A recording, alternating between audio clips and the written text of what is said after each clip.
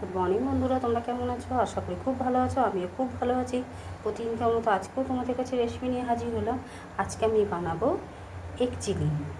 অনেক রকমভাবে খেয়েছো, আমি দেখো কিভাবে বানাচ্ছি। একদম সহজ উপায়ে ঘরে থাকা সমস্ত উপকরণ দিয়ে, যে সমস্ত ঘরে থাকা উপকরণ আছে তাই দিয়েই আমি বানিয়ে নেব এগ চিলি। এগ চিলি বানানোর জন্য আমি 3টে ডিম নিয়ে নিয়েছি, সেদ্ধ করে লম্বা লম্বা করে কেটে নিয়েছি। এখানে নিয়ে নিয়েছি টমেটো সস, চিলি সস আর সোয়া সস। দেখো সোয়া সসটা ঢুকে গেছে। এখানে নিয়ে নিয়েছি ময়দা, তোমরা চাইলে কর্নফ্লাওয়ার নিতে পারো। এখানে নিয়ে নিয়েছি পেঁয়াজগুলোকে একটু বড় বড় করে দেখো কেটে নিয়েছি, পাপড়ির করে ছাড়িয়ে নিয়েছি। এখানে নিয়ে নিয়েছি টমেটো, বীজগুলোকে বের করে বীজ নিয়ে নিই। এখানে নিয়েছি কালারের জন্য একটু কাশ্মীরি লঙ্কার গুঁড়ো, সামান্য করে নুন, হলুদ, কাঁচা লঙ্কাটাকে একটু বেশি করে নিয়েছি যাতে এগ চিলি। এখানে নিয়েছি আদা, রসুন, বাস। আর কোনো কিছু লাগবে না। প্রথমে আমি ময়দাটাকে গুলে নেব। দেখো বন্ধুরা, ময়দাটাকে আমি গুলে নিলাম একটু গাঢ়ভাবে। এবার আমি এর ব্যাটারটা যে তৈরি করে নিয়েছি তার মধ্যে আমি ডিমগুলোকে দিয়ে আমি একটা কোট তৈরি করে নেব। ডিমটাকে চুবিয়ে আমি একে তেলের মধ্যে ভেজে নেব। দেখো বন্ধুরা, ডিমগুলোকে এইভাবে ময়দার মধ্যে ডুবিয়ে এভাবে আমি ডুবিয়ে নেব আর তেলের মধ্যে এভাবে ছেড়ে দেবো। প্রত্যেকটা একইভাবে ছেড়ে দিয়ে ভালো করে ভেজে তুলে নেব। দেখো বন্ধুরা, সবগুলো আমি একই রকমভাবে ভেজে নিলাম। দেখো বাকি যেটা আছে সেটাও আমি একই রকমভাবে ভেজে তুলে নেব।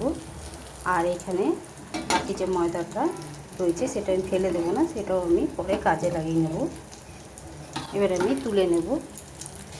দেখো বন্ধুরা, তেলের মধ্যে দিয়ে দিলাম রসুনটাকে একটু হালকা করে ভেজে নেব। এরপর দিয়ে দেব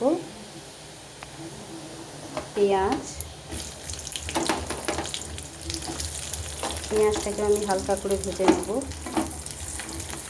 খুব বেশি ভাজার দরকার নেই। তারপর দিয়ে দেব লঙ্কা, আদা।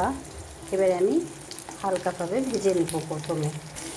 দেখো বন্ধুরা, পেঁয়াজটা খুব হালকা করে ভেজে নিলাম। এরপর দিয়ে দিলাম টমেটোটা বীজ দেওয়া চলবে না, নইলে গলে যাবে। দেখো তোমরা চাইলে ক্যাপসিকামও দিতে পারো। আমি ঘরে যা উপকরণ ছিল সেই দিয়েই বানিয়ে দেখাচ্ছি। সবসময় যে সব উপকরণ থাকবে তার কোনো মানে নেই, যে বানাতে ইচ্ছে চাইলেও করতে পারবে না। তাই আমি সেই কারণে এই রেসিপিটা তোমাদের কাছে শেয়ার করছি, যে যা কিছু রইবে সেই দিয়েও বানানো যায়। এবার আমি আর নুন হলুদ দিয়ে দিয়েছি, সেটাও খুব ভালো করে একটু মিশিয়ে নেব। দেখো বন্ধুরা, সমস্ত উপকরণ খুব ভালোভাবে নেড়ে চেড়ে দিলাম। একদম লাল করে ভাজলে চলবে না, হালকাভাবে নেড়ে চেড়ে নিলাম। এবারে আমি দিয়ে দেবো যে সসটা নিয়েছি সেই সসটা দিয়ে দেবো। প্লেটটা দিয়ে কিছুটা জল দিয়ে দেবো।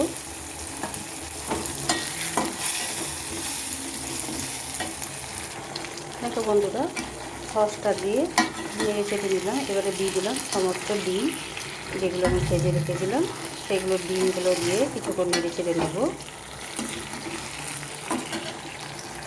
দেখো বন্ধুরা, যে ময়দাটা বেঁচেছিলো সেখান থেকে আমি কিছুটা পরিমাণে ময়দা নিয়ে নিলাম, দিয়ে আমি একটু জল দিয়ে সসের প্লেটটায় গুলে নিলাম, যাতে একটু গ্রেভিটা একটু গাঢ় গাঢ় হয়।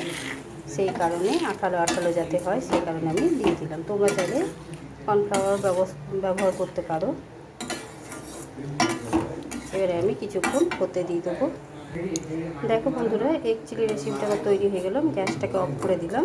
এবারে আমি একটা অন্য জায়গায় ঢেলে নিয়ে তারপর তোমাদের কাছে ফিরে আসছি।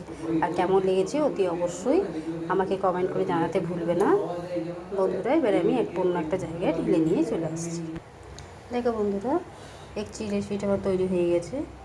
তোমাদের কেমন লেগেছে অতি অবশ্যই জানাতে ভুলবে না। ভালো যদি লেগে থাকে লাইক, শেয়ার এবং চ্যানেলটিকে সাবস্ক্রাইব করে দেবে আর সবার সাথে শেয়ার করে দেবে। আর তোমরা আমার বন্ধু হয়ে পাশে থাকবে। আজকের মতো এতটুকুই। কালকে আবার অন্য কোনো রেসিপি নিয়ে আসবো। সুস্থ থেকো, ভালো থেকো, তোমরা আমার বন্ধু হয়ে পাশে থেকো।